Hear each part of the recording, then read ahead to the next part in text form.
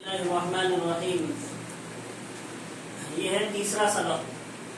اس میں الف کے مخرج سے شروع ہوئے.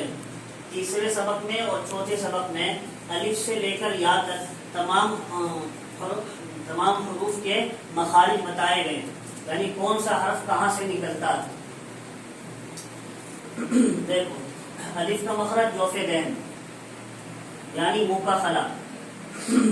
الف منہ کے خالی حصے سے نکلتا ہے. با کا مخرج دونوں ہونٹوں کی تلی کا حصہ. با جو ہے دونوں ہونٹوں کی، جب با نکالتے ہیں زبان سے تو دونوں ہونٹوں کی جو تلی کا حصہ ہے، ادھر دیکھو میری طرف، دونوں ہونٹوں کی تلی کا حصہ ہے اندر کا، یہ ملتا ہے. با با تلی کا حصہ ملتا ہے. تا کا مخرج زبان کی نوک اور ثنایا علیہ کی جڑ. زبان کی نوک ثنایا علیہ اوپر والے دانتوں کی جڑ میں لگتی ہے. تا. سا کا مخرج زبان کی نوک اور ثنایا علیہ کا کنارہ. یہ جب سا پڑھتے ہیں تو زبان کی نوک ثنایا علیہ کے کنارے سے لگتی ہے. اوپر کی جو دو دانت ہیں ان کے کنارے سے لگتی ہے زبان کی نوک. سا. جیم کا مخرج زبان کا بیچ اور اوپر کا تالو. جب جیم پڑھتے ہیں تو زبان کا بیچ اور اوپر کے تالو سے مل کر نکلتا ہے. ہا کا مخرج درمیانی حلق. ہا حلق کے درمیان سے نکلتا ہے. ہا. خا کا مخرج ادنائے حلق. خا حلق کے آخری حصے سے نکلتا ہے. منہ کی جانب حلق کا جو آخری حصہ ہے اس سے نکلتا ہے اور خا پر بھی ہوتا ہے. دال کا مخرج زبان کی نوک اور ثنایا علیہ کی جڑ. زبان کی نوک ثنایا علیہ کی جڑ سے لگتی ہے. زال کا مخرج زبان کی نوک اور ثنایا علیہ کا کنارہ. جو سا کا مخرج تھا وہی زال کا ہے. زبان کی نوک ثنایا علیہ کنارے سے لگتی ہے. زال. را کا مخرج کنارے زبان ما کچھ حصہ پشت زبان، جبکہ ثنایا علیہ اور رباعی کی مسوروں سے ملے. رو رو. زا اور سین کا مخرج زبان کی نوک ثنایا سفلا کا کنارہ، ما کنارہ ثنایا علیہ کے.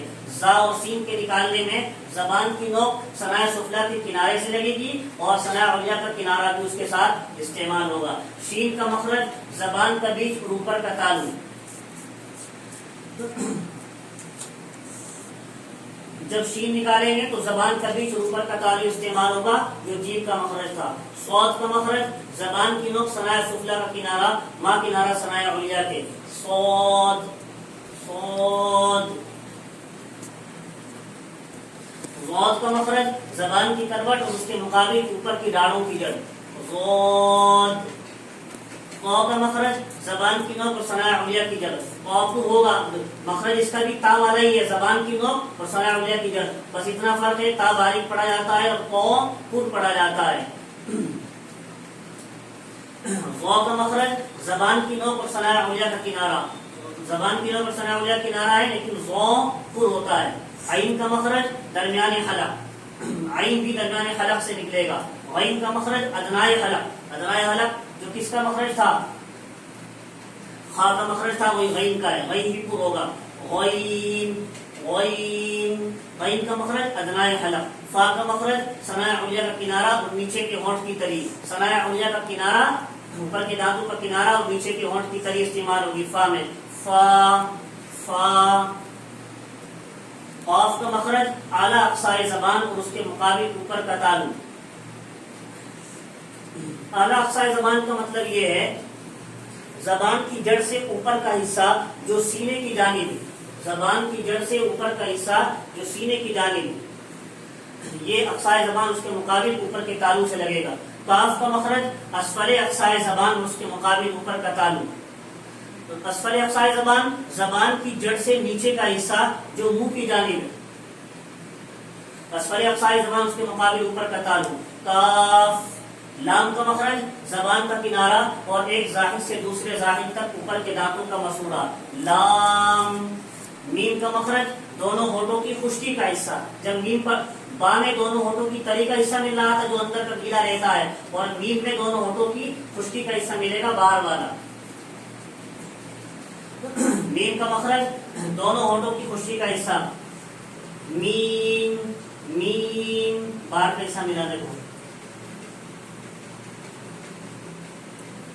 نون کا مخرج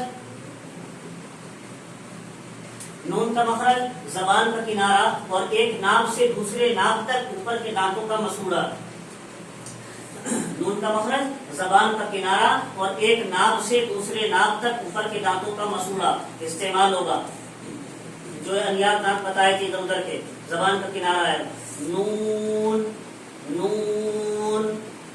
واو متحرک اور واو لین کا مخرج, واو متحرک اور واو لین کا مخرج, واو جس پر حرکت ہو تو زبر زیر پیش, اور واو لین جس سے پہلے زبر, واو سے پہلے زبر ہو تو واو لین ہوتی او بو.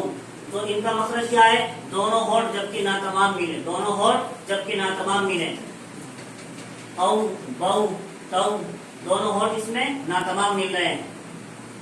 واو مدہ کا مخرج جس کو کھینچ کر پڑھتے ہیں او بو تو, یہ واو مدہ ہے. واو مدہ کا مخرج جو سے دہن, منہ کا خلا, پورے منہ کے خالی حصے سے نکلتا ہے. ہا اور حمزہ کا مخرج اقصائے حلق, حلق کا